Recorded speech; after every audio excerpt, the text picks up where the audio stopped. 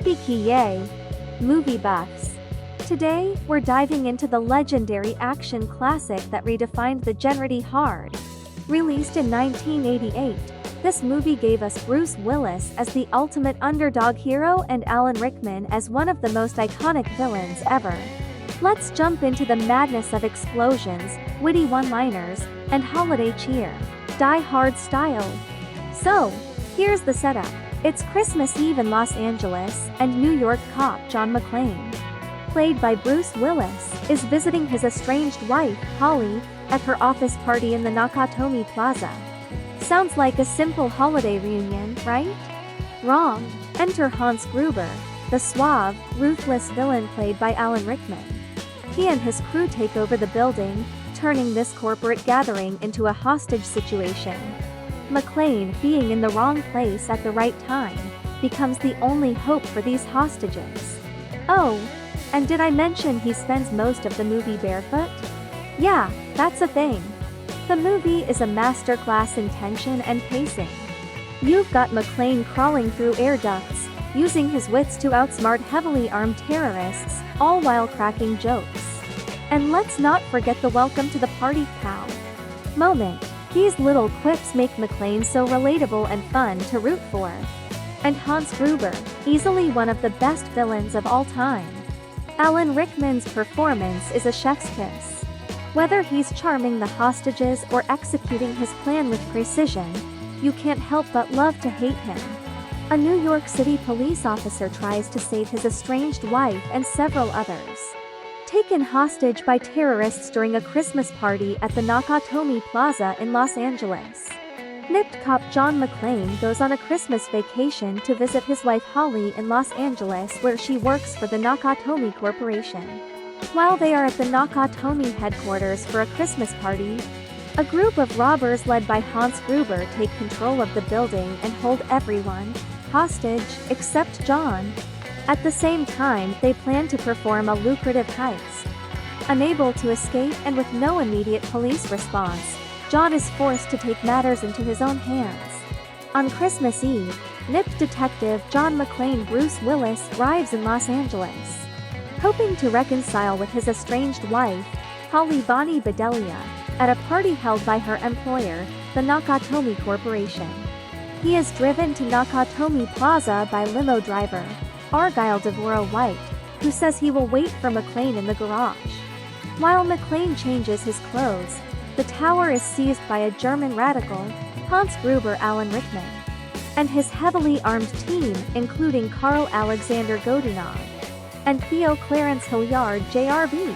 Everyone in the tower is taken hostage, except for McClane, who slips away.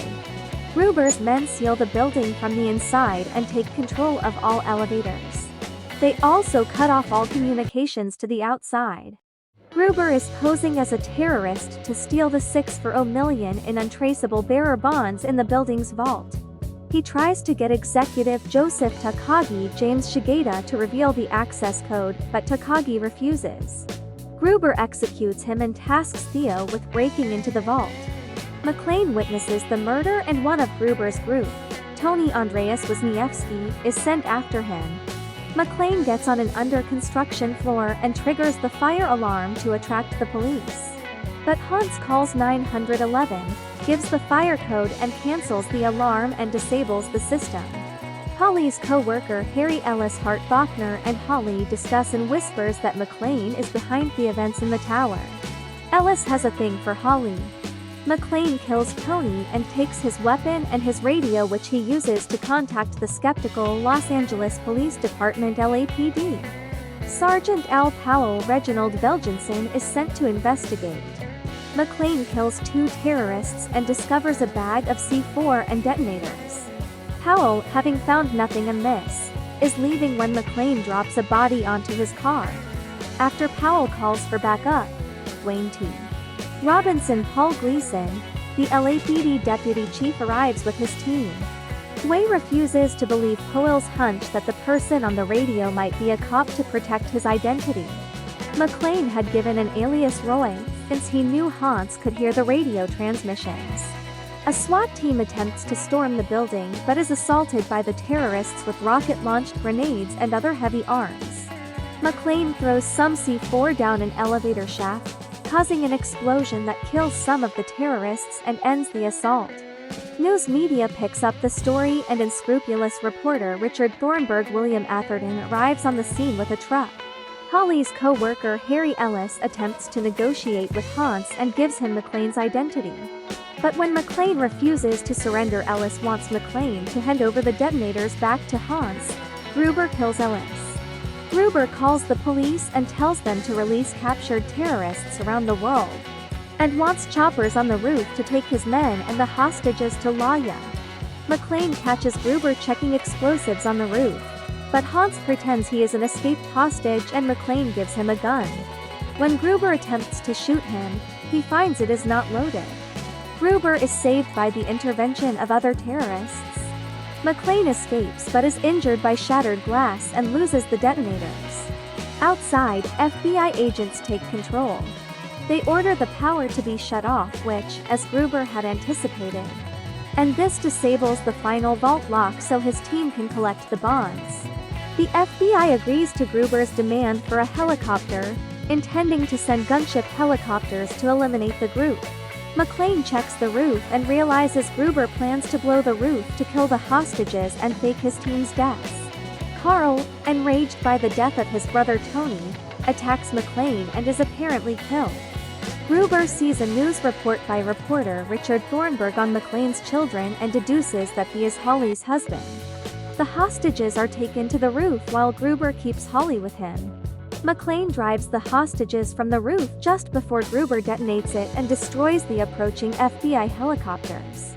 Meanwhile, Theo retrieves a van from the parking garage but is neutralized by Argyle, who has been following events on his car radio. A weary and battered McClane finds Holly with Gruber and his remaining henchmen.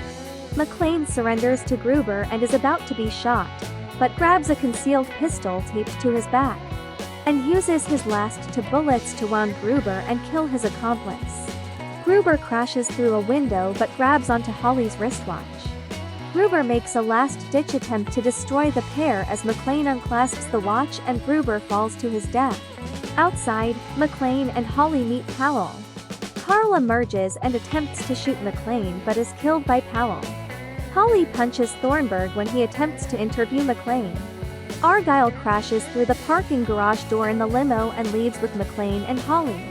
Die Hard wasn't just a movie, it was a game changer. It gave us the reluctant hero trope we see in so many action films today. And let's not forget, it sparked the age-old debate: is Die Hard a Christmas movie?